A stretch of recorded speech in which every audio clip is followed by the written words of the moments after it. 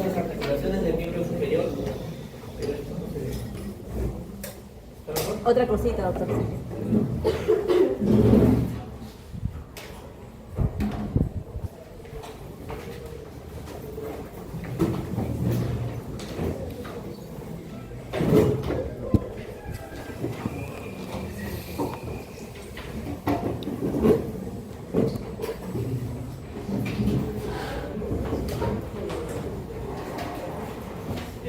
A ver, si tuviera que escoger entre quedarse con los miembros superiores o los miembros inferiores, ¿con cuál se quedaría? Con los superiores, ¿no? ¿Los superiores de quién? Dios. Uno. Alterno. Izquierdo y derecho. Uno de cada uno, dos. ¿Y por qué escogerían quedarse con los miembros superiores? Para estabilizar con prótesis, doc. Ahí está otra cosita, doc. ¿Existe la piel? ¿Pero tenía para brazos? Pero son muy costosos, doc.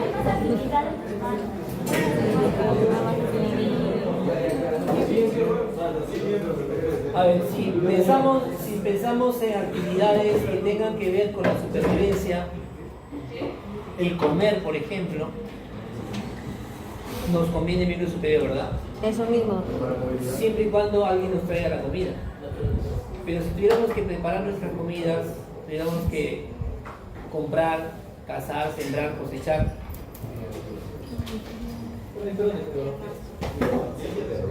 Hay gente que hace maratón. Hace maratón con. Hay gente que hace maratones sin piernas. Con prótesis, doc, de las buenas. No me sale el ejemplo, ustedes piensan diferente. Claro, ustedes están en otra época, pues están pensando prótesis, tecnología, ¿no? De repente hasta que te llegue la comida por Uber y todas esas cosas. Eso mismo, el dron, doctorcito. No, tengo que actualizar mi ejemplo.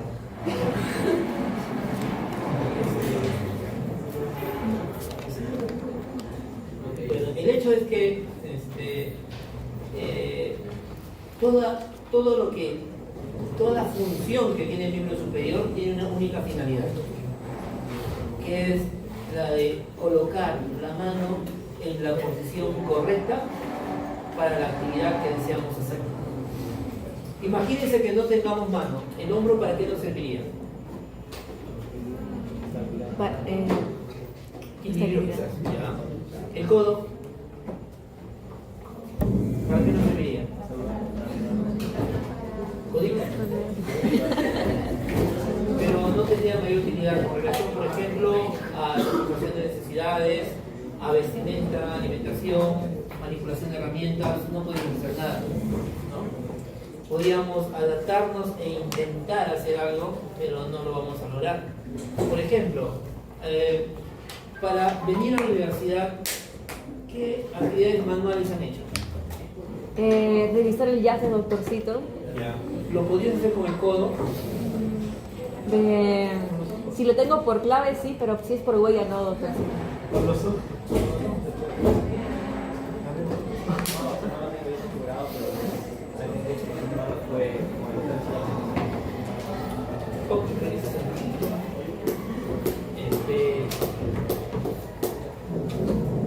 Se han peinado, Sí, doctor.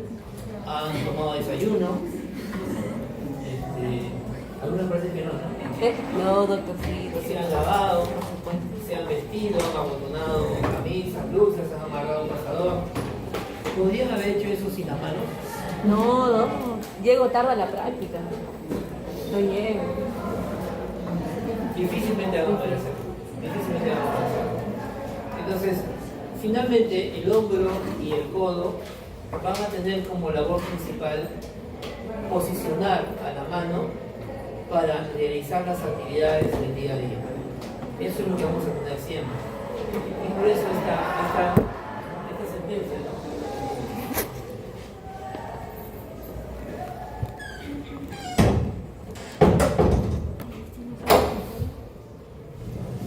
Ya lo vi, ya. Ya lo vi. No va a entrar a clase, ¿no? ¿Él no está en esta clase? Sí estaba, pero salió por ella.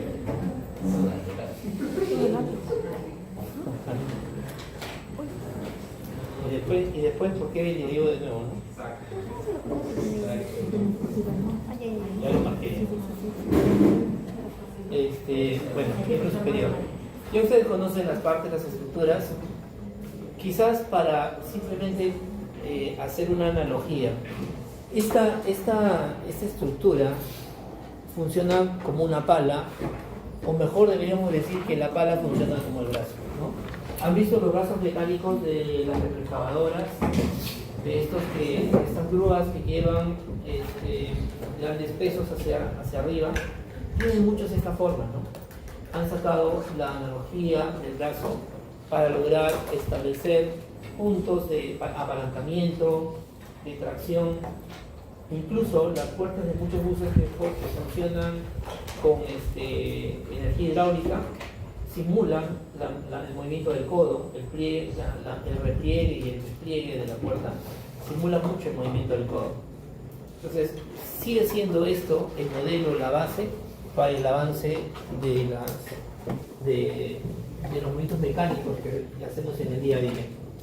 Cuando hablamos de las articulaciones del miembro superior,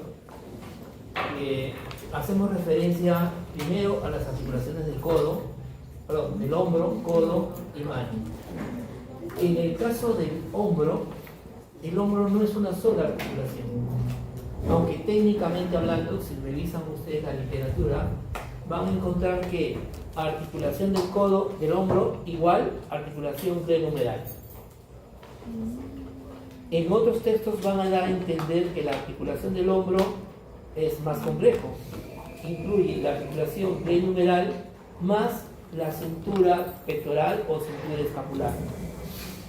Y en otros van a encontrar que eso es más la articulación esternoclavicular.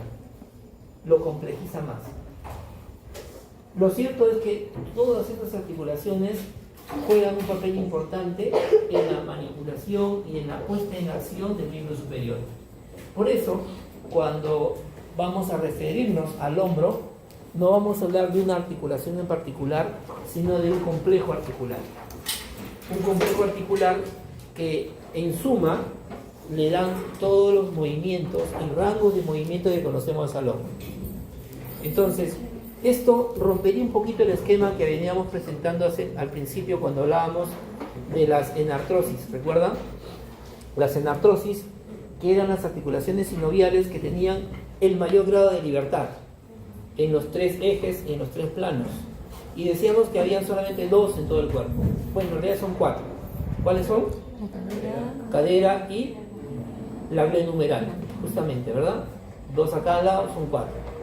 Estas articulaciones se mueven en todos los sentidos, sí es cierto, pero vamos a ver cómo este movimiento, este rango de movimiento, se ve favorecido por las otras articulaciones que lo acompañan, sobre todo la acromioclavicular y la esternoclavicular. Entonces, al hablar del complejo articular del hombro, nos estamos refiriendo a cuatro articulaciones fundamentales. Lo que les mencionaba, la acromioclavicular, que en muchos libros es considerada como la cintura pectoral o cintura escapular real. Para otros, le añaden a esta articulación la esternoclavicular y a estas dos le llaman cintura pectoral. Nosotros vamos a considerar la articulación acromioclavicular como cintura pectoral específica y técnicamente, y la articulación esternoclavicular, que es la única articulación que une todo este complejo al eje axial, al tronco. No hay otra. Toda esta porción libre, todo este miembro superior libre, solo se une a nuestro tronco a través de la articulación costoclavicular. Y esto es importante, lo vamos a ver más adelante, para los movimientos que tienen. Y la articulación glenohumeral, que es propiamente la articulación del hombro, y se añade a este complejo u otra estructura que en sí no es una articulación. Específicamente es una cisarcosis, es una pseudoarticulación, porque por concepto, por definición, articulación era, ¿qué era una articulación? La unión de dos huesos independientemente del grado de movimiento que haya entre ellos. En este caso, la escápula y el tórax se van a unir, pero no por sus huesos, sino por los músculos que lo recubren. En la cara anterior del omóplato tenemos el músculo subescapular, y en la cara posterior del tórax tenemos al serrato anterior. Ambos van a friccionar, ambos van a rozar para formarse esta articulación cisarcosis o escápulo-torácica. Veamos la articulación acromioclavicular. Es esta que se nota aquí, la clavícula unido al acromio del omóplato. Está reforzada por un ligamento que recibe ese mismo nombre, acromioclavicular. Es el único ligamento que refuerza la cápsula que tiene esta articulación, que dicho sea de paso es una articulación plana. ¿Qué significa que sea plana? ¿Qué significa que sea plana? Su grado de movimiento, ¿cómo es? Mucho, poco, nada. Es limitado, ¿no es cierto? No tiene ese engranaje que le permita moverse. Es plana y no tiene mucho espacio, no es un rango amplio, y lo peor de todo es que es un poco inestable, no tiene topes, es suelta, se puede deslizar fácilmente. Para eso, para evitar que ese deslizamiento se haga fácilmente, existen estos dos ligamentos adicionales, el trapezoide y el conoideo, que son conocidos entre ambos como los coracoclaviculares. Estos dos ligamentos, fíjense, están fijando la apófisis coratoides del omóplato a la clavícula, muy cerca de su unión en la articulación acromioclavicular, y el conoide un poquito por detrás. Esto asegura que la clavícula se mantenga pegada a la apófisis al acromio, y mantenga un nivel para que la cabeza del húmero no protuya, no salga. Si es que estos ligamentos no estuvieran, esta cabeza fácilmente podría levantar esta articulación, porque no está anclada a nada. A esta fuerza se adiciona una segunda, que es el ligamento coracoacromial. Este ligamento no forma parte de ninguna articulación en particular. Es igual que los coracoclaviculares, igual que estos dos, no forman parte de la articulación. Pero esta unión hace, primero, este hueso y este hueso están separados, forman parte de un mismo hueso, pero no se articulan entre ellos. Es más, ni tendrían que estar relacionados. Pero este puente que hace el ligamento coracoacromial, este puente sirve como techo para que la cabeza del húmero no se deslice también hacia arriba. Tiene un tope. Entonces, esta articulación de alguna manera está siendo sostenida por la presencia de estos ligamentos para evitar que ascienda fácilmente. Estos ligamentos son fuertes, pero son susceptibles de dañarse. En los fenómenos de luxación de la clavícula con relación al acromio, suele romperse estos ligamentos. Es tan fuerte esta luxación que rompe los ligamentos. O dicho de otra manera, para que haya luxación tienen que romperse estos ligamentos, ¿no? La clavícula está aquí, el acromio aquí. Para que esto salga de su sitio, este ligamento que lo está sujetando tiene que romperse. Si es que esto no se rompe, no se va a luxar, lo está sosteniendo. Si la fuerza del daño es suficiente como para romper el ligamento, entonces esto se va a luxar. Recuerden que aquí solamente hay cápsula articular y ese ligamento pequeño que es el acromioclavicular. Entonces fácilmente se luxa. Cuando esto ocurre, cuando se rompen estos ligamentos, la clavícula se desprende hacia arriba. Y vamos a notar en el hombro una pequeña saliente. Es más o menos lo que ustedes van a ver, es así, ¿no? La clavícula levantada y deja un espacio vacío aquí. Y una forma de diagnosticar es clavícula es presionar. Presionamos, pidiendo disculpas al paciente porque le va a doler como el demonio, pero le presionamos y vuelve a su sitio. Se normaliza. Quito la fuerza y sube nuevamente. Entonces, el acromio está aquí, la clavícula debería estar acá, se elevó. Cuando yo lo bajo, se iguala, quito la fuerza y regresa. Vuelvo a bajarlo y regresa. Ese fenómeno es el conocido como el signo de la tecla. Tecla de piano, no tecla de edad. Eso. Aprietan y suben, aprietan y suben. Pero siempre le va a doler. Así que no haga muchas veces eso.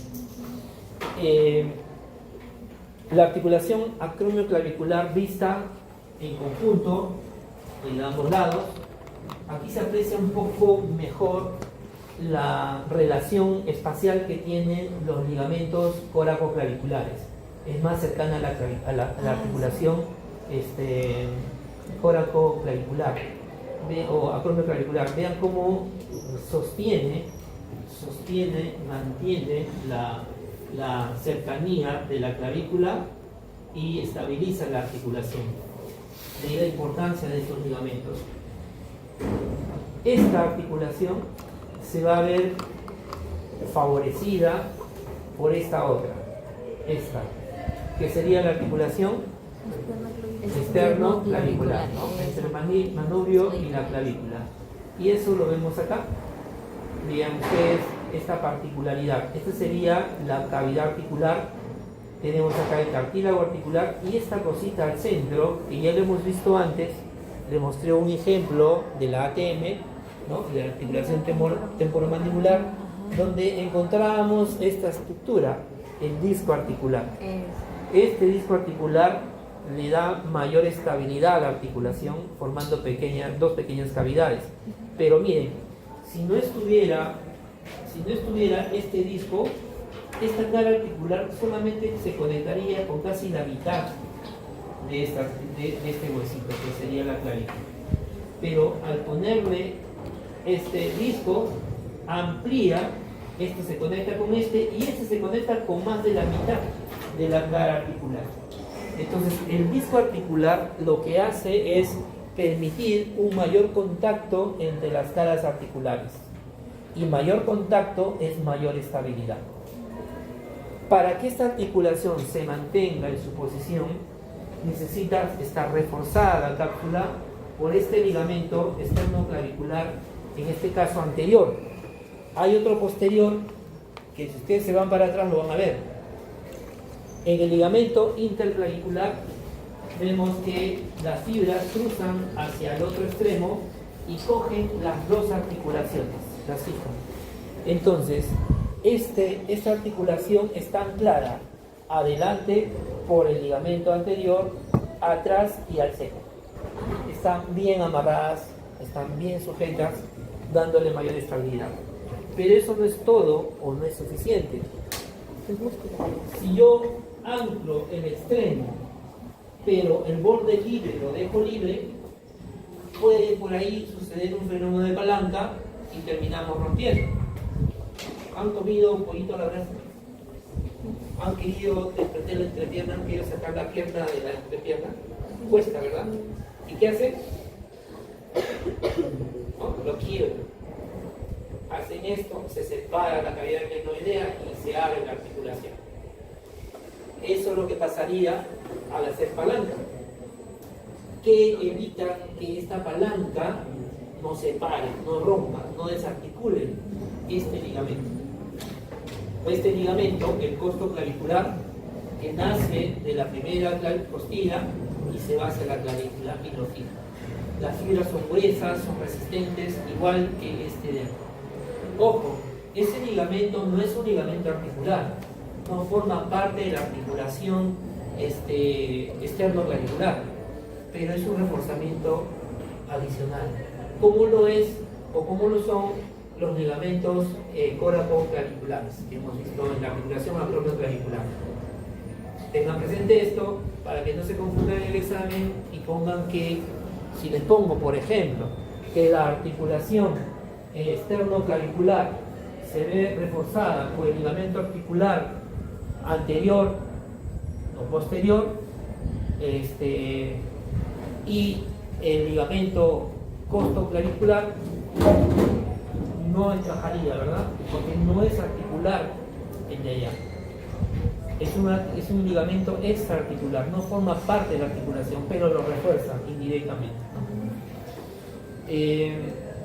La otra articulación, acá vemos la articulación 3, la articulación glenumeral. Esto ya es, como les decía para algunos autores, la articulación propia, ¿no? Propia del hombro. Aparentemente esta articulación sería la más débil de todas, por varias razones. Miren, en esta unión del húmero con el omóplato, solamente identificamos cápsula articular y estos ligamentos, que en realidad es uno, pero con 3 fascículos. Los ligamentos glenumerales, en su fascículo superior, su fascículo medio y su fascículo inferior. Estos de aquí lo que hacen en medio, al estar sobre la articulación, impediría o limitaría que el húmero se vaya más hacia adelante, luxándose anteriormente.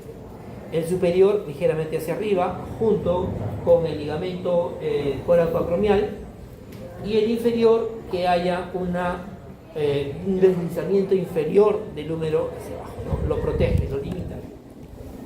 Pero ustedes creen que para todo el sistema de palancas que hace el miembro superior sea suficiente esos ligamentos en su cápsula, o necesitas algo más. ¿Cuántos ligamentos tiene la articulación acromio externo-clavicular? ¿Cuántos dijimos? 4. Tiene el posterior, el anterior y el transverso, ¿verdad? El que va de un lado a otro. Solamente son 3. El otro no es un ligamento articular. El costoclavicular es uno más que te ayuda a reforzar. Si quieres incluirlo, tendríamos 4. ¿Cuántos tiene la articulación acromio-clavicular? Tiene el ligamento acromio-clavicular, que es el único de la articulación, y tiene 2 más de soporte, que son los coracoclaviculares. Habíamos hablado del trapezoide y habíamos hablado del coniforme, ¿no? Del conoideo. Y esto tendría 3. Y el número, que es más grande, solo 1 en 3 partes. ¿Les parece justo eso? Si ustedes hubieran sido los arquitectos del hombro, ¿hubieran hecho así o le hubieran reforzado más la articulación glenumeral? ¿Qué está pasando ahí? ¿Por qué esa mezquindad con el glenumeral? Pero se refuerza más tal vez de meter la movilidad. Es una buena razón. La articulación del hombro necesita mayor grado de libertad para poder ubicar la mano donde tú quieres. Por ejemplo, te pica en la zona interescapular. ¿Cómo te rascas? Haces esto, ¿no? ¿Y quién está moviéndose ahí? La glenumeral. Gracias a eso ubicas tu mano o haces esto. Entonces necesitas un gran grado de libertad. Los ligamentos que hemos visto aquí arriba y aquí le restan movilidad a la articulación. El grado de movilidad es más lento, es más pequeño. Si le pusiéramos más ligamentos podríamos limitar el movimiento, pero si tiene gran movimiento y no tiene muchos ligamentos, ¿cómo nos aseguramos de que no se disloque, que no se luxe? Músculo. Músculos y tendones. Esta articulación está rodeada de varios músculos y varios tendones. Si notan ustedes, aquí tenemos la inserción del tendón del músculo supraespinoso. Más abajo la inserción del músculo infraespinoso y acá más abajo el subescapular. ¿Recuerdan el manguito y los rotadores? Vamos a tener varios. Entonces, ¿qué le estoy dando a esa articulación? Le estoy dando articulación acá, le estoy dando un tendón que lo refuerza. Pero ese tendón está vinculado a un músculo que se contrae. Entonces le estoy reforzando y dándole movilidad al mismo tiempo. En todos los sentidos, para la abducción, aducción, flexión y extensión. Entonces, esta articulación tendría una gran movilidad, pero con un reforzamiento fibroso pequeño. Y ese es el costo de esa gran movilidad. A mayor movilidad, mayor inestabilidad o menor estabilidad, quieran llamarlo. No podemos tener las dos cosas juntas. Una articulación estable que va a llevar a menor movimiento. Una articulación con gran movimiento necesariamente va a ser menos estable. Ese es un factor aquí para la inestabilidad, la ausencia de los ligamentos en mayor número. Pero hay otro detalle.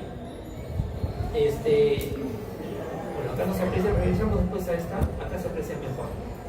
Miren ustedes, esta es la cavidad glenoidea, o sea, ese espacio de la clavícula o del omóplato donde se va a insertar la cabeza del húmero. Noten ustedes el tamaño, es pequeño, es pequeño. Si lo comparamos con lo que es la cabeza del fémur, vamos a tener esto. Cabeza del fémur, del húmero, cabeza del húmero y el cartílago articular que representa el hueso. Vean la proporción. Esto comparado con toda esta curva, la cabeza no entra, ¿no? Estamos hablando de que así, hablando solamente huesito, más o menos logra cubrir 1/3 de toda la circunferencia del húmero. Pero es grande y nos pone algo más, estas cositas de acá, que sería el labrum o rodete glenoideo. Esto da toda la vuelta y amplía el área de contacto con la cabeza del húmero. Y eso es lo que vemos aquí. El rodete, el labrum o rodete glenoideo. Esto hace que esta área crezca y haya un poquito más de juego con la cabeza del húmero. Y aquí aprovechamos para ver ese reforzamiento, ¿no? El músculo supraespinoso arriba, lateral hacia abajo el infraespinoso, más abajo el redondo y medial al centro el subescapular. Visto desde arriba, acá está el tendón de inserción, aquí está el subescapular, que es la que está en la parte anterior del omóplato, hacia arriba, encima de la espina del omóplato, el supraespinoso, y debajo de la espina, el infraespinoso. Sus tendones gruesos y resistentes. Ahora, y por si fuera poco, esta articulación se ve reforzada además por esta estructura, que es el tendón largo del bíceps.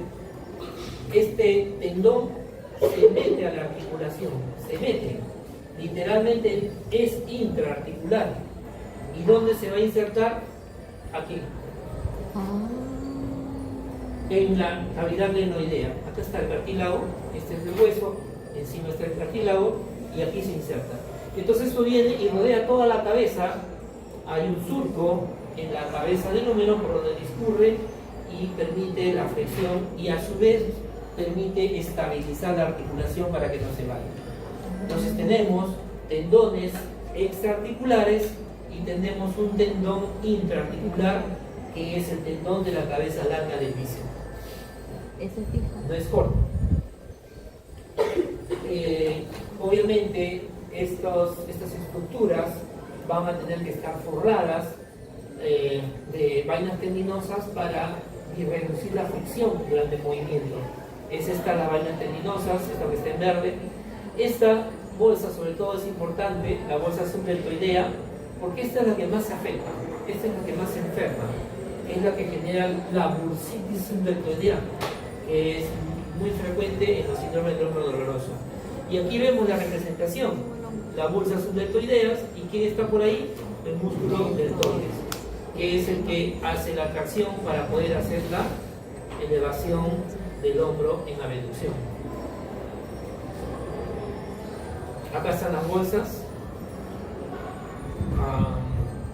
Ya ustedes en la leyenda de los monjes hemos hablado, ya para sus momentos de ocio, en su lanchecito lo pueden repasar. Nuevamente, en todo el conjunto vamos a notar los ligamentos que refuerzan nuestra articulación. Acá está la bursitis subdeltoidea, ¿no? Puede ser en personas jóvenes por esfuerzo, traumatismos, y en personas adultas puede generarse por degeneración, por calcificación de esas bolsas. Hay una especie de inflamación crónica, dolorosa, no deja al paciente cómodo, inclusive lo despierta o no lo deja dormir. Es bien insidiosa esta patología. No es difícil controlarlo, pero sí toma tiempo esperar a que se desinflame. Antiinflamatorios orales a veces funcionan, a veces no. Cuando fracasamos con esa terapia pasamos a una segunda opción, que es la infiltración. Se infiltra un corticoide dentro de la bolsa y eso alivia rápidamente el dolor. ¿Por qué? Porque junto con el corticoide se aplica silocaína también. Anestesia y desinflama. El tema es el siguiente, que hay que explicarle al paciente que no lo estamos curando. Cuando le infiltramos una bolsa, lo que estamos haciendo es calmar el síntoma, calmar el dolor e iniciar el proceso antiinflamatorio, pero no lo hemos curado. ¿Por qué es importante esto?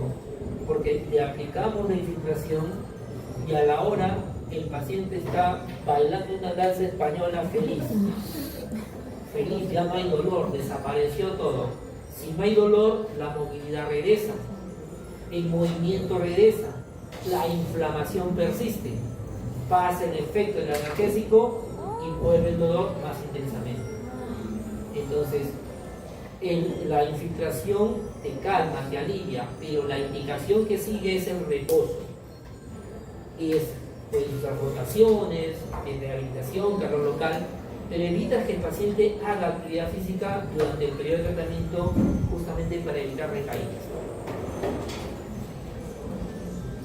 Y la cuarta articulación de este complejo articular es la escápulo humeral, como habíamos mencionado, y está relacionado con estos dos músculos. Las superficies articulares en este caso sería el subescapular y el serrato anterior. Y estos dos músculos van a generar dos espacios. Un primer espacio llamado tóraco serrático, que es justamente entre el tórax y el serrato. El tórax, la parrilla costal, sobre él reposa el serrato anterior, pero deja un espacio. Y sobre el serrato anterior se va a alojar el subescapular, ¿no? El subescapular, que está pegado posteriormente a la cara anterior del omóplato. Y entre el subescapular y el serrato va a haber un espacio llamado serrato escapular, ¿no? Facilito, ¿cierto?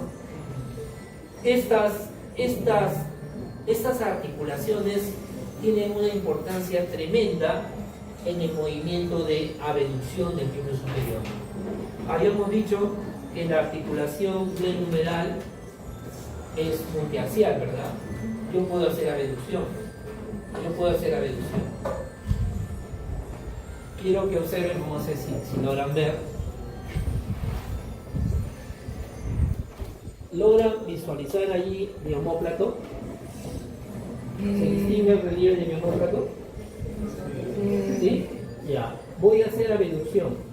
Ustedes me van a decir en qué momento notan que el omóplato empieza a deslizarse.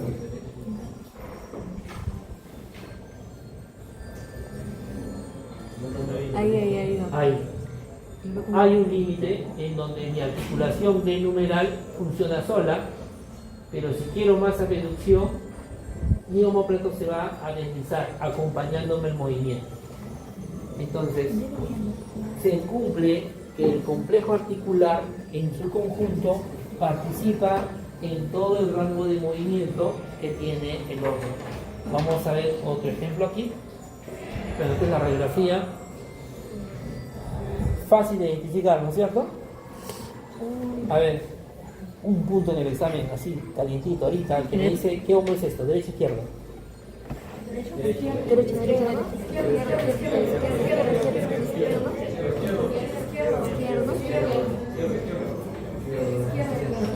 ¿Por qué izquierdo? Por la cabecita esa para ¿La qué? la cabecita. ¿Las espinas? ¿Cuál espina?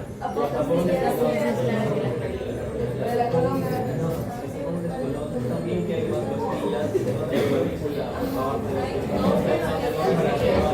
Las costillas están yendo hacia acá o están yendo hacia atrás. Si es hacia atrás, ¿estamos viendo la espalda o está viendo el frontal? Entonces, ¿qué lado es? Izquierdo. Ya. ¿Quién dice que las costillas se van hacia adelante?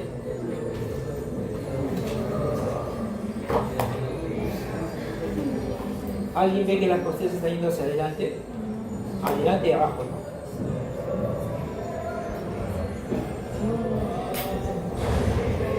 Puede ser o no puede ser. No puede ser que se vaya hacia adelante estas. O sea que estamos frente a un paciente así. Con la foto acá.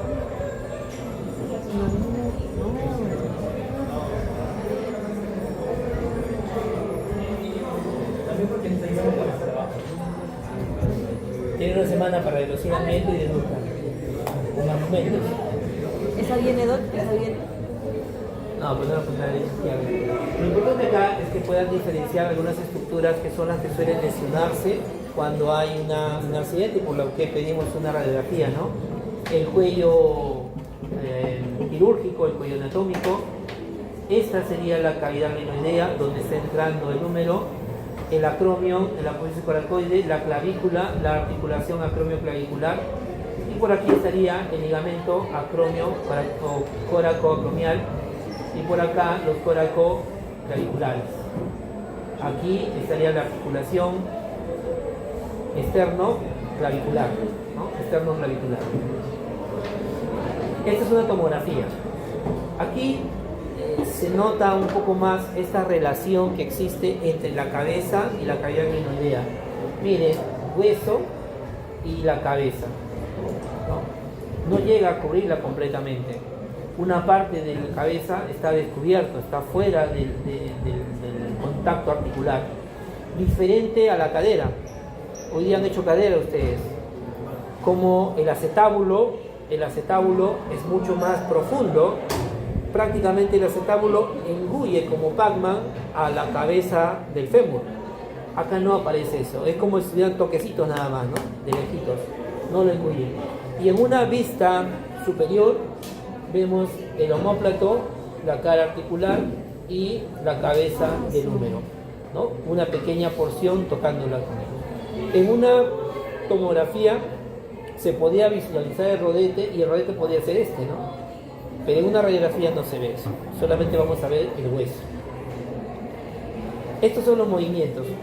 Miren, si tenemos la articulación externo-clavicular que tiene pequeños movimientos, imaginemos ahora que esta clavícula se va a extender hasta mi brazo.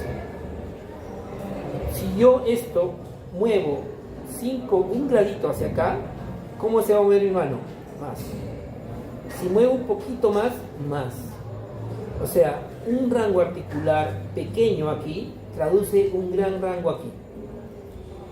Y eso es una especie de movimiento a escala, ¿no? Mueve un poquito y acá se mueve un montón. Esa es la propiedad de esta articulación. Y aquí en la parte superior tienen ustedes cómo se mueve la clavícula sobre el punto de articulación externo-clavicular como fulcro, y esto como palanca, ¿cómo se mueve en relación al movimiento del brazo? Miren ustedes, cuando estamos haciendo una extensión del brazo, en B, esta es la posición original, reposo, se eleva la articulación acromio clavicular, se eleva. Cuando hacemos una flexión, esta articulación se baja hacia adelante, baja y se va hacia adelante, acompañando la articulación del numeral. Si hacemos una, ¿cómo se llamaría este movimiento? Flexión, hiperflexión, ¿verdad? Flexión, hiperflexión. Aquí mire cómo sube drásticamente se hace más anterior y más baja la clavícula, cae más. Y en este otro movimiento donde ya estamos acá y estamos haciendo ¿cómo se llamaría hacia atrás?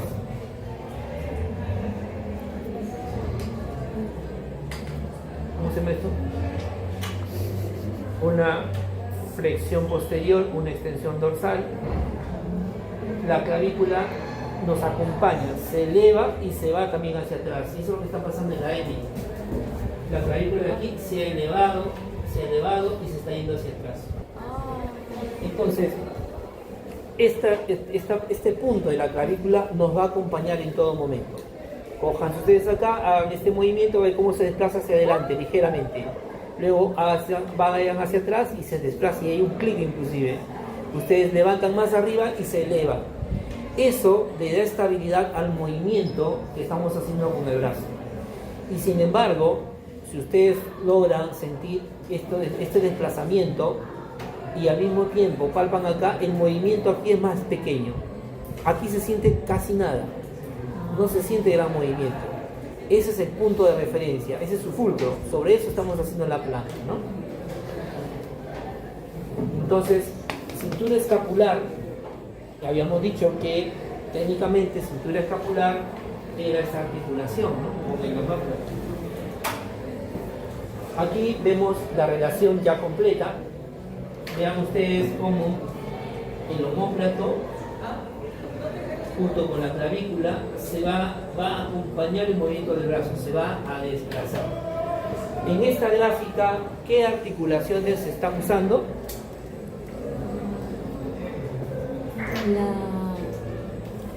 La glenumeral. La glenumeral, una, ¿qué más? La de arriba. Escápula torácica. La escápulo-torácica, porque se está desplazando la escápula. ¿Qué otra articulación?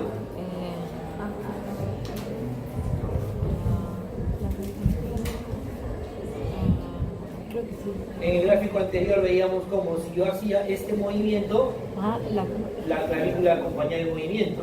¿Y qué articulación es esa? Acromioclavicular. Y si la acromioclavicular se mueve, tiene que tener un punto de apoyo para moverse. Un eje sobre el cual rota, y es el externo clavicular. Entonces, en ese movimiento tan sencillo, se están moviendo las cuatro articulaciones. Por eso hablamos del complejo articular del hombro. No están aislados. Si lo estudiamos de manera aislada, van a tener cierto rango, pero en conjunto el movimiento es mucho mayor. Es mucho mayor. Acá para reafirmar cómo está este disco articular en la articulación acromioclavicular y la cápsula que lo protege, ¿no? Sobre eso estaría el ligamento acromioclavicular. Esta articulación entre el acromio y la clavícula, está aquí su zona de articulación, su cápsula, la sinovial. Y aquí vemos esto es bonito, ¿no?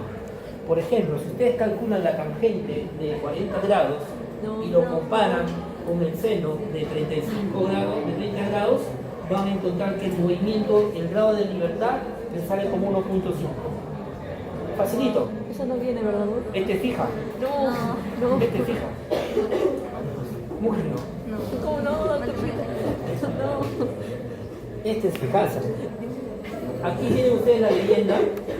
Miren, lo que trata de explicar acá en difícil, hay otra lámina en fácil. Esta es en difícil como para los que no han venido a clase. ¿No?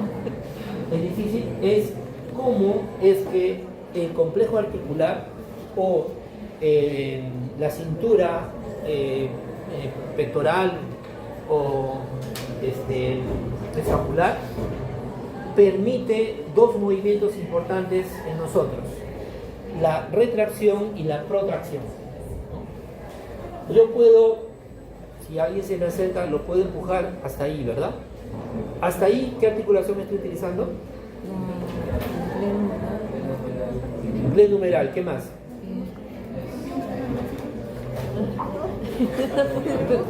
Ya, mira, puede ser esto. Me voy a pegar a la pared ya, acá, no puedo moverme más. Estoy haciendo esto.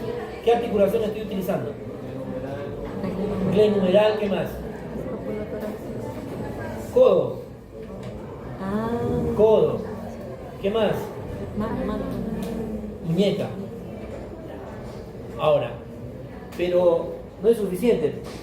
Quiero botarlo más lejos. ¿Qué hago? Esto es protracción. ¿Y quién me ayuda ahí? Bueno, yo estoy exagerando y estoy moviendo mi cintura, ¿no? Pero es la escápula la que se está deslizando hacia adelante para poder empujar. Y eso es lo que está pasando aquí. Miren ustedes, en la protracción, esta escápula se ha dirigido hacia adelante para empujar nuestro brazo hacia adelante, ¿no? Y en la retracción es lo contrario. Yo puedo retirar mi mano aquí o puedo retirarla así. Estoy deslizando mi omóplato hacia medial y atrás, que sería este movimiento, ¿no? La articulación acromioclavicular se mueve y la articulación escapulotorácica también, y permite esa retracción. Entonces, protracción y retracción es con participación de las articulaciones acromioclaviculares y tóraco escapular. Este es un resumen de los movimientos, pero estas flechitas de color lo que te están mencionando son los músculos que generan este movimiento. ¿Ya? Miren, esta sería la abducción. Abducción es separación de la extremidad de la línea media, alejamiento de la línea media. Aducción, acerca a la línea media. Tenemos la flexión, cuando yo llevo el brazo hacia adelante, una extensión cuando lo llevo hacia atrás, una rotación lateral.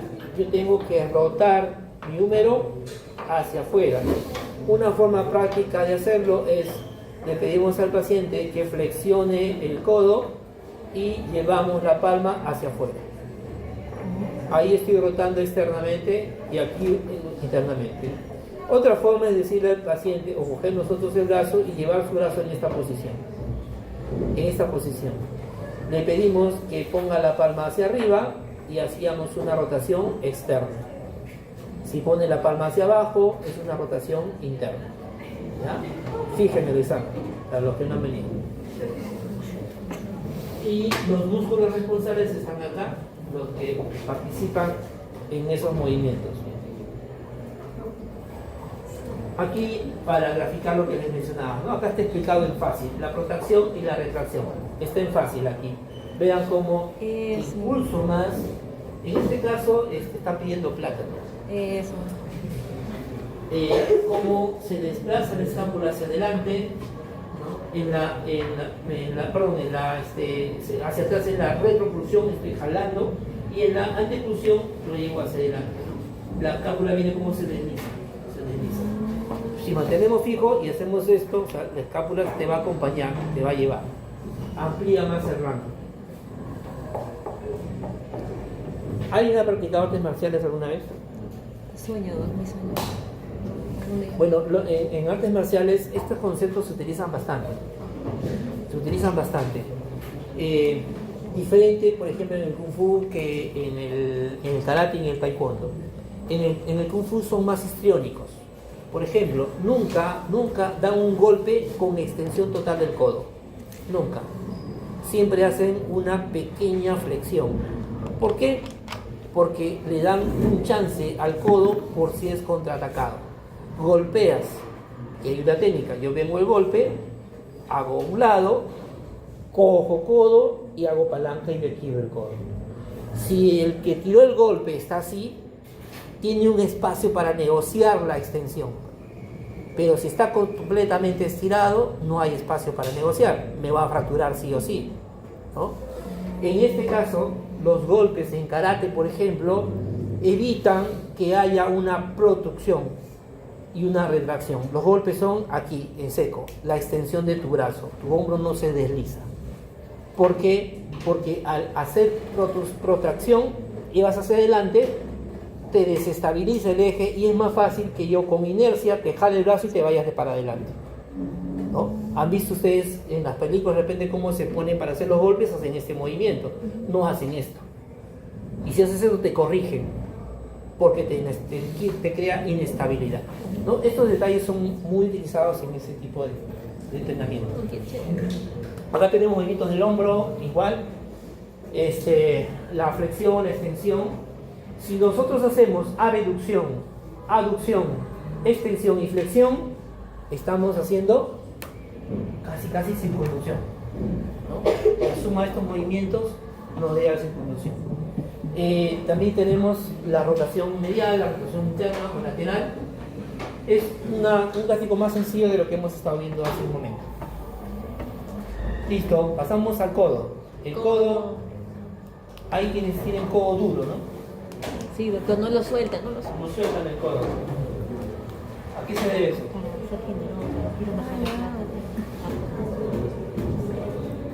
Hay que golpearles en el cubital, ¿no? Sí, sí, doctor. Y lo sueltan, doctor. Se relajan. Ya.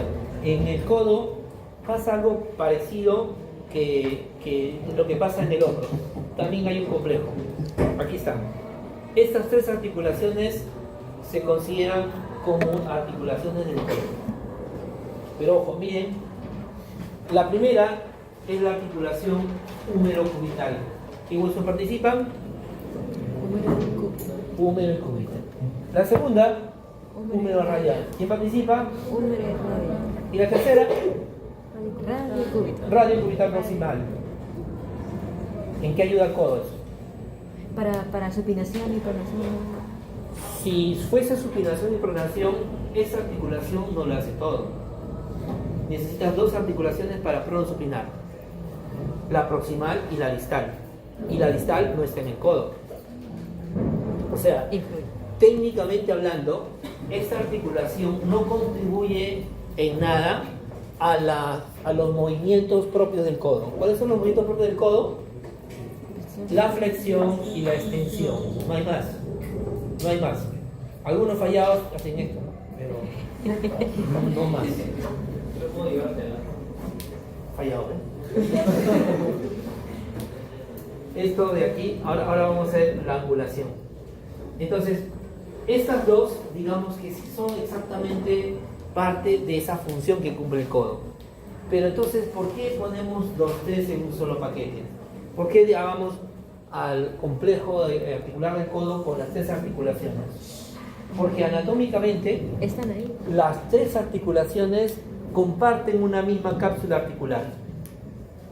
Y ustedes han visto hasta ahora que todas las articulaciones tienen una cápsula. Acá no, una sola está envolviendo las tres. Por eso se les considera como una articulación del codo en su conjunto, ¿no? Y esta cápsula está reforzada por algunos ligamentos que vamos a ver ahora. Pero en estricto, la articulación radiocubital proximal no tiene función en la flexión y extensión del codo. Aquí la anatomía del hueso, solo para fijar dos conceptos. Esta, la zona de la tróclea, que va a encajar casi exactamente con la apófisis del cúbito, y esta otra porción, el cóndilo, que va a encajar aquí en la cabeza del radio, y por atrás se proyecta el olecrano, ¿no? El olecrano. ¿Qué función tiene el olecranon aquí? Fijar, entonces como que... Evitar que mi codo se vaya más allá de los 180, ¿no? Se vaya hacia atrás.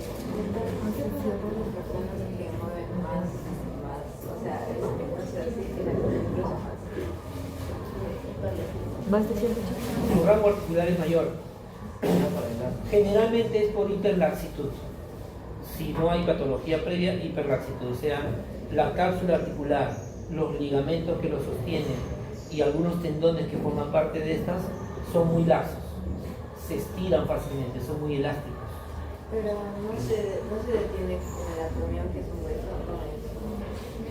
Si hablamos específicamente del codo, el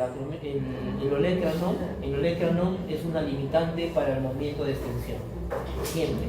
Y si tú fuerzas, rompes el olecranon. Esa es la limitante, pero eso no tiene que ver con la hiperlaxitud o que puedas moverlo más. Ahora, pongámonos en el caso hipotético de que ustedes, arquitectos del cuerpo humano, deciden no ponerle olecranon. Deciden hacer un cúbito sin olecranon. ¿Qué creen que pasaría? Se sepa. Podría doblar mi brazo y rascarme la cabeza hacia atrás. Y eso estaría mal, no serviría. En este momento no serviría. ¿De servicio? ¿Sería una ventaja? Sí. Sería más débil, ¿En qué sentido más débil? porque para que tenga mayor movimiento necesita tener menos ligamentos. Pero el que no tengas el olecranon no está afectando tus ligamentos, se mantiene. Simplemente nos olvidamos de ponerle esa cosita. Se volvería más inestable, Doc, porque mayormente utilizamos esa articulación para pasar fuerza, para levantar objetos. Cuando caminarías así, ¿no? Así. Ajá. Ya, pero eso es algo estético, digamos. ¿Funcionalmente afectaría en algo? Sí, cuando, por ejemplo, cuando nos caemos, tal vez eso pasa. Se iría para atrás. O sea, ajá, claro, no sostendría. Claro, ya no chocarías el codo, sino el antecodo, ahí. Ah, puede ser. Pero hay algo más, hay algo más. Miren, yo quiero hacer flexión del codo. Voy a hacer flexión del codo. ¿Qué hago? Agarro el peso y flexión, ¿verdad? Mi bíceps está contrayéndose, el tendón está traccionando el antebrazo hacia arriba. Ahora, empiezo a bajar mi peso, llego hasta el límite y puedo ordenar a mi tríceps que se contraiga y en ese caso se va a ir hacia atrás, hacia atrás, hacia atrás. Esto se va a angular hacia atrás. ¿Quién empieza a tener tensión en ese momento? ¿El tendón del bíceps? El bíceps empieza a tener tensión, lo estoy jalando hacia atrás. Y si yo en ese momento ya dejé instalado mi circuito eléctrico, médula, músculo, usos musculares, polis, ¿qué va a pasar con ese músculo? Se va a sobreestirar, puede generar un reflejo contráctil o simplemente se rompe, ¿cierto? Por sobreestiramiento. Entonces rompe mi plan. Yo no quiero que se rompa nada. Entonces necesito que haya un límite para que el bíceps no se extienda ni tampoco el tríceps. ¿Por qué el tríceps no le pasa eso? Si en este razonamiento, en donde nos íbamos hacia atrás, ahora lo volteamos y nos vamos hacia adelante. ¿Qué pasa cuando yo hago esto hacia adelante? ¿Por qué no sobreestiro mi tríceps?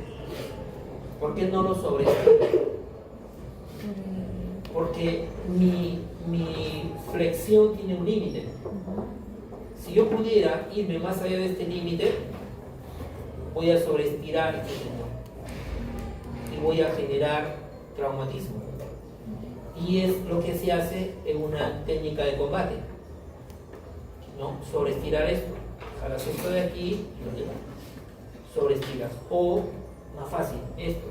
Tú giras acá, te tienen un dolor tremendo. Si quieren, hacemos la prueba. Por sobreestiramiento de los usos musculares. Entonces, esa variante de estirarlo acá, el trabajo del tríceps y el bíceps, como que no te diría que tiene que tener un tope el codo hacia atrás, ¿no? Tiene que tenerlo. Complejo articular. Aquí están los ligamentos que van a fortalecer esta articulación. Tenemos ligamentos en el lado del radio, en el lado lateral y en el lado medial. En este caso, en el lado lateral, que es el lado radial, tenemos este ligamento, el ligamento colateral radial, y hacia el otro lado tenemos este otro ligamento, el ligamento colateral cubital. Este ligamento colateral, que es todo esto, tiene 3 fascículos. Este primer fascículo, llamado fascículo anterior, el que está atrás de él es el posterior, y hacia abajo el fascículo oblicuo. Esta orientación de las fibras obedece a la resistencia de la tensión que recibe este miembro para evitar tracciones. Se alinean a los ejes de fuerza. Aquí vemos ya se insinúa la cuerda oblicua, que es donde se va a insertar también la membrana interósea que une los dos huesitos. Vamos a ver cómo termina eso. Pero aquí nos interesa ligamento colateral cubital, ligamento colateral radial, y un ligamento más que está por aquí oculto, está debajito de esto, que rodea la cabeza del radio para unirla al cúbito, que sería el ligamento anular del radio, que acá se ve mejor, cómo rodea la cabeza y lo fija al cúbito. Y es sobre esa articulación, cabeza del radio y cúbito, con la mordaza del ligamento anular, que lo que permite que el cúbito pueda girar sobre su eje, y permite que haya una pronosupinación. Permite. El movimiento acá es limitado porque está prácticamente estrangulado por el ligamento anular. El que tiene más movimiento es la articulación radio cubital distal. Ahora vamos a ver cómo se montan entre ellos y se forma la pronación. Acá para que vean ustedes cómo la cavidad articular del cúbito es más o menos prolongada y casi una buena parte del cóndilo de la tróclea del húmero alberga en esta articulación. La cápsula completa todo el circuito. Aquí vemos nuevamente el ligamento anular que está rodeando la cabeza del radio para unirlo al cúbito. Y se insinúa aquí esta estructura, la llamada bolsa del olecrano o bursa del olecrano. Esto hace que se amortigüe y se logre una menor fricción en esta zona. Así como la bursa subdeltoidea, igual la olecraniana está aquí para protegernos de la fricción de los tendones. ¿Y qué tendones se insertan por acá? ¿Recuerdan? ¿Qué tendón se inserta por aquí? El tríceps, ¿no? Que es el que nos hace extender el brazo. Ahora, esta ubicación de la bursa olecraniana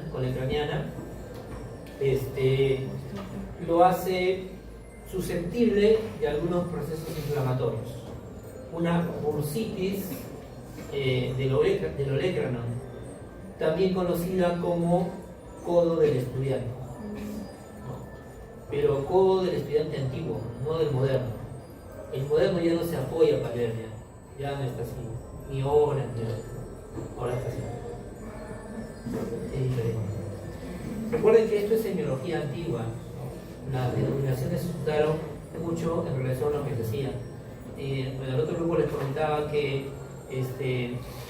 acá en el Perú hace unas 40, 50 décadas no era sencillo tener un libro para estudiar medicina. No era sencillo. Todo venía por barco.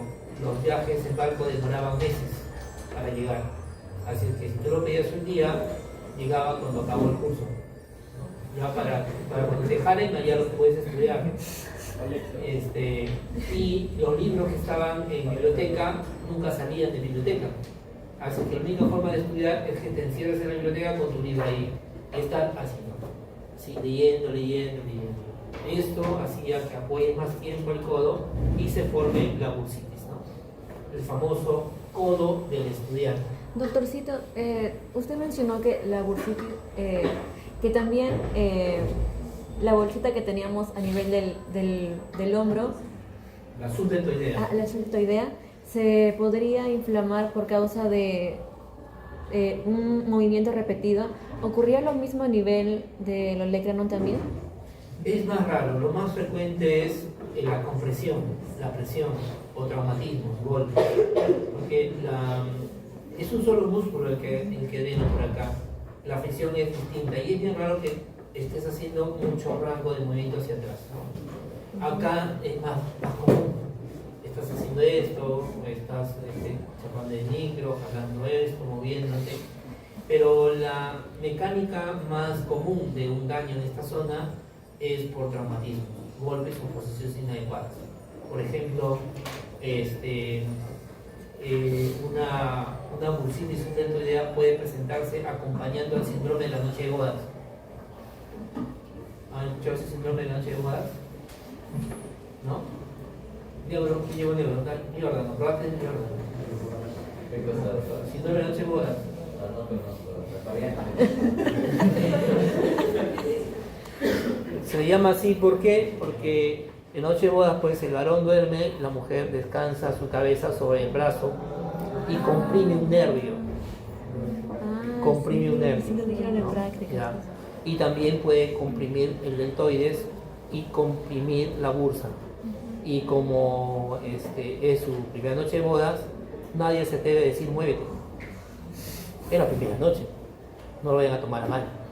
¿No? Nadie, y te quedas así 8 horas sin durmiendo, termina con una compresión, ¿no?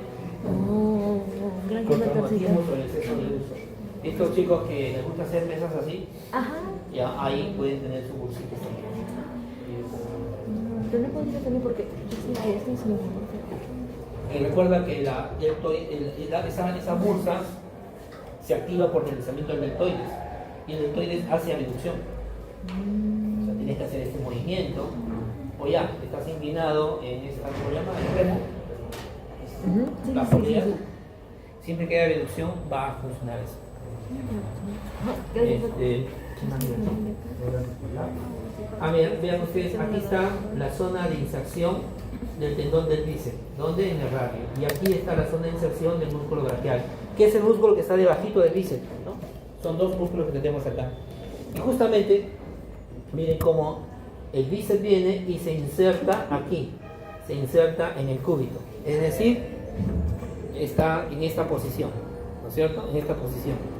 Entonces, si se contrae el bíceps, una primera función es que va a hacer esto, ¿no? Flexión. Pero por estar alejado, angulado hacia el cúbito, ¿qué es lo que va a pasar? No, se va hacia el radio, ¿no? Hacia el radio se va. Si se va hacia el radio, va a jalar esto y va a generar una pequeña pronación. Está aquí, el cúbito, se jala, esto se va a ir hacia acá. Se va a ir hacia acá. Va a ir una pequeña pronación. Y el caso del braquial, que está en este lado, va a generar una pequeña supinación. Por eso, si han ido a un gimnasio para trabajar bíceps, en realidad no estaría trabajando solamente bíceps, sino también el braquial o antebraquial, también llamado. Entonces, para eso les recomiendan los ejercicios de flexión, pero también con mancuernas, haciendo flexión y supinación, flexión y supinación, flexión y pronación, flexión y pronación, para trabajar las dos cabezas del bíceps y todo el braquial en conjunto. El complejo articular del codo tiene esta visión desde arriba, ¿no? Acá está la cabeza del radio, el cúbito, y vean, este es el ligamento anular, cómo lo atrapa, ¿no? Cómo lo estrangula, asegurándose de que no se mueva. Entonces esta cabecita puede girar así y así sobre su eje, con punto de apoyo en su articulación radiocubital. Este detalle es importante. Miren ustedes cómo en el epicóndilo lateral se van a insertar estos músculos que son los músculos responsables de la extensión y de la supinación del brazo. Lateral, ¿no? Lateral, aquí. Estos músculos cuando se contraen van a hacer que yo supine y que también flexione. Entonces extensión, los de atrás, extensión y supinación. Extensión y supinación.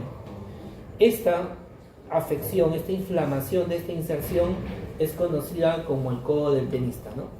Extensión y supinación. Y eso sucede cuando el tenista hace los revés, ¿no? Los revés. En revés hace extensión, pero también hace supinación. Hace supinación y extensión, ¿no? Hace esto, raquetea y inflama esa articulación. Codo del tenista. A diferencia del otro, que es el epicóndilo medial, aquí adentro. Aquí los músculos que se insertan son todo lo contrario, son pronadores y son flexores, es decir, hacen esto y esto, flexión y pronación, y esta afección es conocida como el codo del golfista, ¿no? ¿Qué movimientos hacen los golfistas para provocar una inflamación de esa articulación? Si es flexión y es pronación. Flexión y pronación. Se hace flexión con pronación. ¿Qué movimiento es este? ¿En qué momento lo hacen? Flexionan y pronan. ¿En qué momento hacen este movimiento? Con el golf. Cuando ya. Aquí es más flexión. Y si hago esto, es supinación. ¿En qué momento pueden hacer eso? ¿Cuándo viene la pronación? Nunca, ¿no? Nunca. Por eso básicamente esto es flexión. Si bien estos músculos hacen las dos funciones, pero basta que haya una de ellas para que se inflame, si es repetitivo. Botar. Entonces tenemos codo del golfista, codo del tenista y codo del estudiante.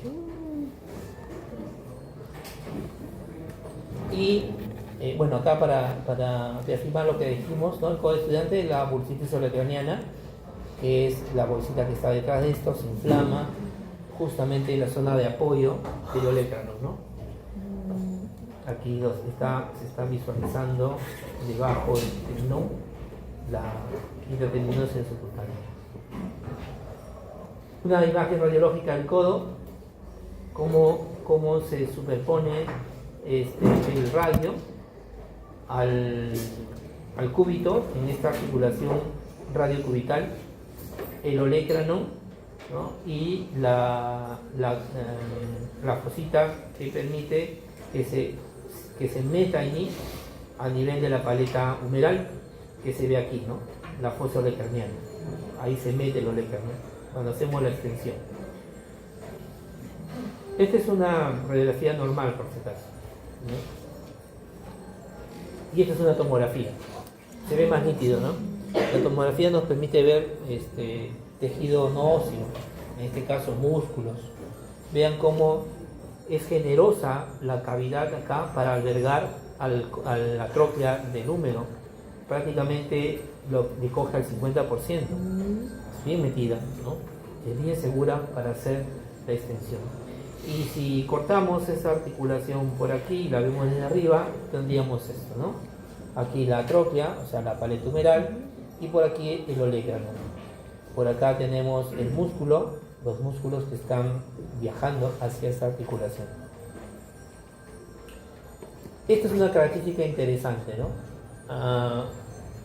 Si extendemos los brazos y ponemos nuestros brazos paralelos, vamos a ver que nuestras manos se alejan de la línea media. Pongan paralelos sus brazos paralelos. No vean las manos, solamente que su codo y su hombro esté paralelo al codo y hombro de la otra mano. Y van a notar cómo, ahí está más notorio todavía, es más notorio. Están separados. Esta separación del codo hacia lateral es más notoria en la mujer que en el hombre, ¿no? Ah, está, se nota clarito, mira. Ya, yo pongo paralelo, mira, ¿lo ves así igual de separado el mío que el tuyo? No, ¿no es cierto? Yo soy machito. ¿No? La pregunta es, ¿por qué creen que esto tiene que ser así? La cintura, la cadera, las caderas. La cadera. ¿Qué hace la cadera? Estaríamos golpeándonos si fuera rectita. Se supone que, pero esto ya está más ligado al proceso evolutivo, ¿no? Hasta el momento nos estamos maravillando de cómo es que esto ha sido engarzado, enganchado, arquitectónicamente perfecto, pero decir que esta separación es mayor en mujeres porque tiene más caderas, ¿no? Sería irnos al mundo evolutivo, donde de ser estrechita cada vez fue creciendo y fue adaptándose mis brazos para darme espacio y ser cómodo, ¿no? Debería haber otra respuesta, ¿no? Habría que buscarla, porque los libros hablan de la cadera porque están metidos en el tema evolutivo, ¿no? Debe haber otra respuesta. Ahora, en la práctica diaria, a las mujeres o a los hombres, ¿les significa algo importante esta angulación? Para caminar, ¿no? Ya, para caminar. No hay mayor utilidad, ¿no? Entonces, siempre vamos a encontrar 15 grados, más de 15 grados en esta angulación. Bueno, y ya decía, el movimiento básico del codo es flexión y extensión. La pronosupinación solo cuando hablamos de la articulación cúbito radial, distal y proximal. Y eso es lo que vamos a ver ahora. Las articulaciones del brazo. El brazo también tiene articulación. Y ahí tenemos a la cabeza, lo habíamos mencionado, ¿no? La radio cubital distal.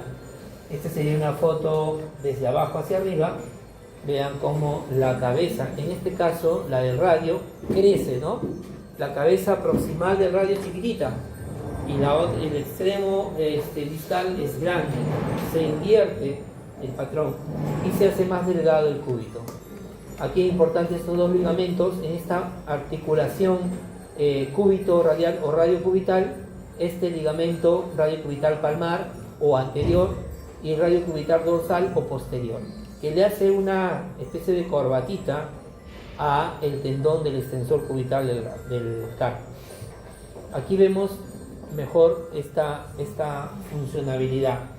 Vean, tenemos en esta zona este músculo que va del epicóndilo medial hacia el radio y tenemos este otro que va de cúbito a radio. Este es el pronador redondo y este es el pronador cuadrado. Cuando este músculo se contraiga, ¿qué va a pasar con el radio? El radio se va a ir para acá, ¿no es cierto? Se va a ir para acá. Si el radio se va para acá, toda la mano se voltea. ¿Y eso cómo se llama? Pronación. Pronación. Supinación es hacia arriba.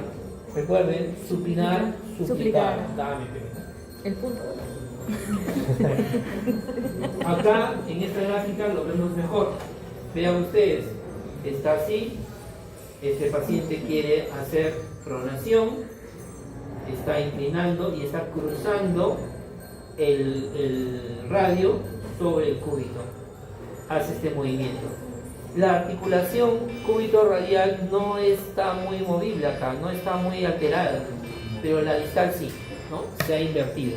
Entonces el grado de movimiento es mayor acá. Ya se nos acabó el tiempo. No, doctorcito, falta 10 minutos, ¿no? Listo. Acá tenemos esta otra articulación que vendría a ser esta imagen, que vendría a ser la sindesmosis radiocubital. En la primera clase hablamos de tipos de articulaciones y ahí hablamos de que había una que estaba dada por una membrana fibrosa, ¿no? Que tenía un poco más de movimiento, rango de movimiento debido a la elongación o al tamaño de la membrana. De esa manera, esta membrana mantiene unidos los dos huesos, pero permite que se muevan uno con relación al otro, manteniendo la armonía. Aquí vemos dónde se inserta en este borde del radio, y en el borde del cúbito. Y hacia arriba se va a insertar acá en la cuerda obliqua. Esta cuerda obliqua, llamada también de Whistler, que sirve de soporte a esta membrana. Y acá abajo ya vemos la articulación radiocubital distal, ¿no? Articulación de la mano La mano. es la más interesante. Ah, La mano habla por sí sola, ¿no? Ah, ¿Sí o no? La mano habla por sí sola. ¿Qué significa? ¿Qué bien. significa esto? Más o menos. Soy de pose de sello. ¿No? Probar. ¿Qué significa esto? En otro grupo. La manzana, no la manzana. La manzana. Las culpables. Entonces, tipo de articulación, primero la radiocarpiana, ¿no? Entre el radio y el carpio. Ojo, es radiocarpiana, no es cúbito radiocarpiana. O sea, el cúbito no participa en esta articulación, solamente el radio y el carpo. Y en el carpo específicamente participa el escafoide, semilunar y piramidal. ¿Ya? Pero estos huesitos forman el cóndilo, la curva, mientras que el radio forma la cavidad glenoidea, la cavidad donde entra el cóndilo, que forman estos tres. Entonces, vamos a ver ahora en gráfico. Y los ligamentos son 6 que protegen, estabilizan esta articulación. ¿Qué funciones le permite esta articulación a la mano? Acá tenemos aducción, abducción, flexión, extensión y circunducción. O sea, es el que permite que manejes el látigo, ¿no? Y los movimientos semibalísticos, estos que hacen con cinta. Acá está el gráfico. Aquí está el piramidal, ¿cierto? El escafoide. Y acá está la cavidad glenoidea formada por el radio. Y esto miren cómo forman un cóndilo que se mete acá esta articulación. Acá se ve con más claridad el escafoides, el semilunar y el piramidal. Forman esta muestra que se mete aquí, ¿no? Acá están los ligamentos. Ya ustedes cuéntenlo, ahí están los 6. Ah, son todos. Ya,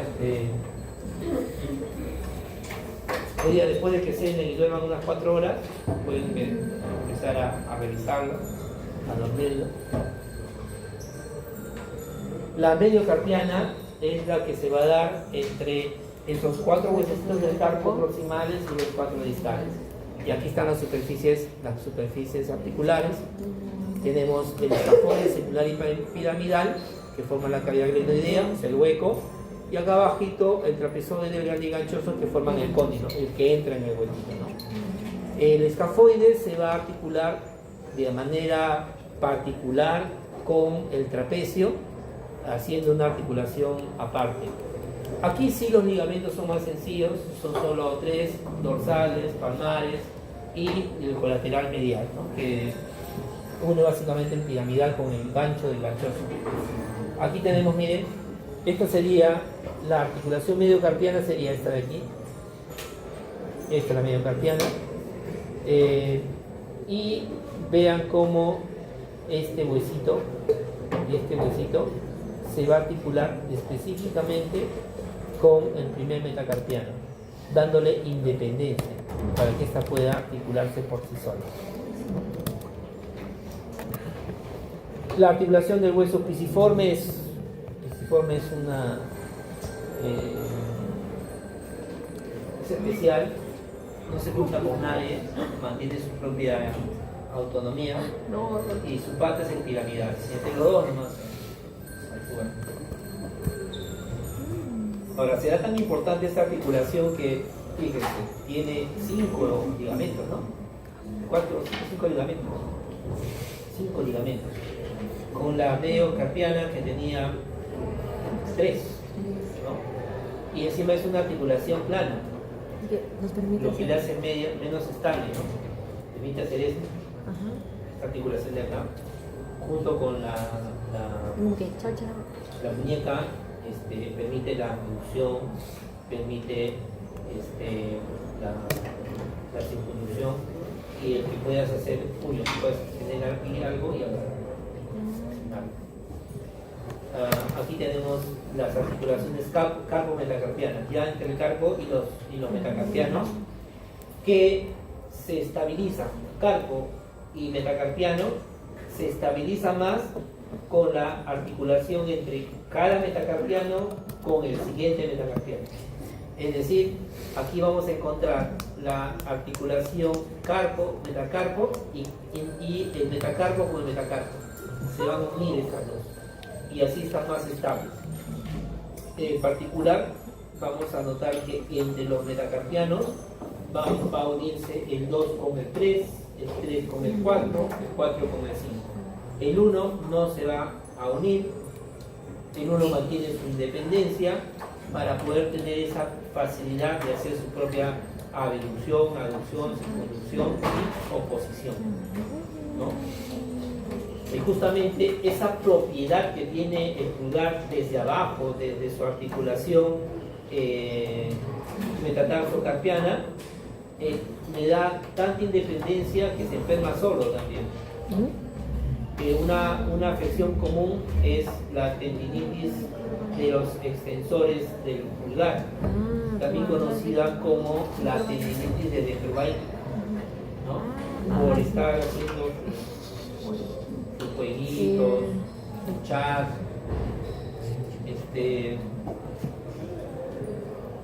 una vez una señora me trajo a su hijo porque su hijo no paraba de estar con el celular. Incluso durante la noche, ella dice que se despertaba a las 2 de la mañana y lo veía con cuchara y en el celular.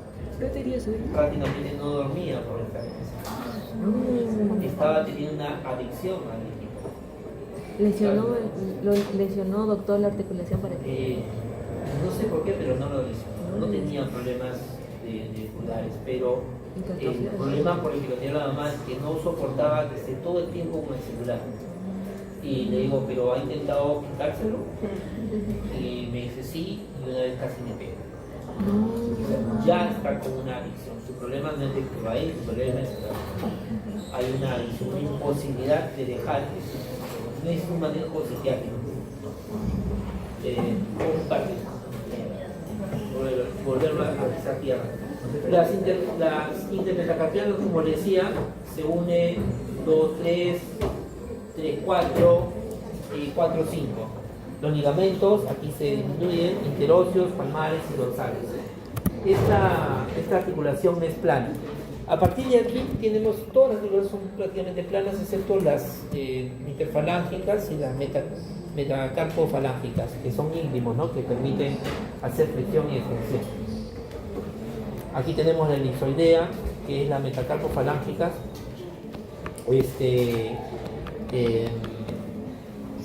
que une la porción distal del metacarpiano con la falange proximal, esta que está aquí. Aquí van a notar ustedes que hay, en esta articulación particular, metacarpofalángica, la primera, o sea, esta que vemos aquí, vamos a encontrar estos ligamentos colaterales que van a impedir que esto se zafe hacia los lados. Pero hay un ligamento que lo refuerza, que prácticamente coge todas estas articulaciones, coge la parte distal de las de los metacarpianos, los coge y los va sellando, los va uniendo. A eso se le conoce como el ligamento transverso profundo, ¿no? El que va aquí, el que une todas estas articulaciones. Ojo, no incluye al primer dedo. El dedo siempre se mantiene independiente. Y las articulaciones interfalángicas, que son estas las que se dan entre la proximal y la media y la distal. Entonces tenemos articulaciones interfalángicas media y distal. En el caso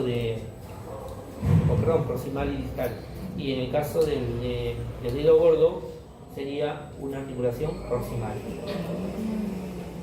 Aquí también se mantiene el mismo esquema de los ligamentos colaterales, bien vimos todas ellas, y vamos a ver cómo sus tendones que generan la flexión se deslizan fácilmente hacia acá.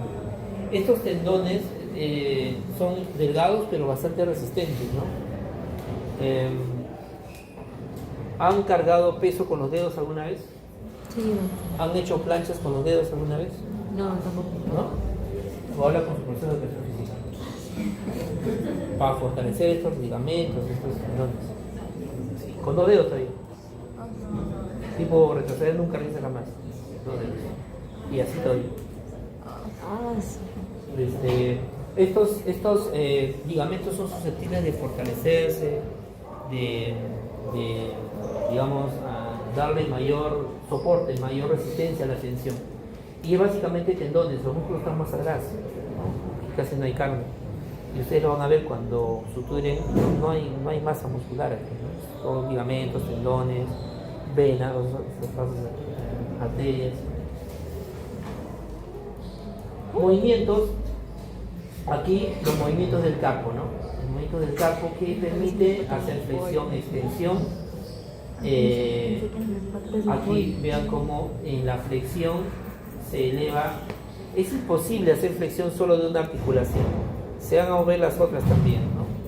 Difícilmente vas a poder hacer esto. O sea, esto en recto. Se va a jalar también algo. ¿Por qué? Porque los tendones que van a una y otra están conectados. Se abre, pasa un tendón. Se abre, pasa el otro. Entonces, cuando tú jalas uno, va a traccionar siempre el otro y lo va a jalar. Con entrenamiento podrías hacer la independización, ¿no? Por ejemplo, doblar solamente tus falanges distales. Pero necesitas entrenarlos, separarlos. Por aquí tenemos esto que sería la abducción y la aducción, ¿no? Recuerden, la abducción siempre es acercar a la línea media y la aducción es alejar de la línea media. En este caso, para que haya aquí aducción, la línea media debe estar acá. Si es mi mano izquierda, deberíamos estar así, ¿no? Abducción. Y esta misma mano haría abducción, alejando de la línea media. El otro movimiento que hace es el pulgar. El pulgar tiene una propiedad particular, permite hacer extensión, flexión, o sea, extensión, flexión, extensión, flexión, extensión, flexión. Oposición es colocarse en oposición con cada uno de los dedos, oposición. Y la aducción y abducción. Lo separo de la línea media y tengo abducción. Lo acerco a la línea media, tengo abducción. Perdón. Es este movimiento. La aducción es hacia acá, hacia afuera. La abducción separo, la aducción la acerco. Abducción separo, aducción acerco. Extensión, flexión. Extensión, flexión. Abducción, aducción. Oposición. En el caso de los dedos, es la línea media de la mano, ¿no? Si yo separo mis dedos de la línea media, estoy haciendo abducción. Si los junto, hago aducción. Abducción, aducción. Abducción, aducción. Y bueno, ya ustedes saben la flexión y la extensión de los dedos. Bibliografía usada.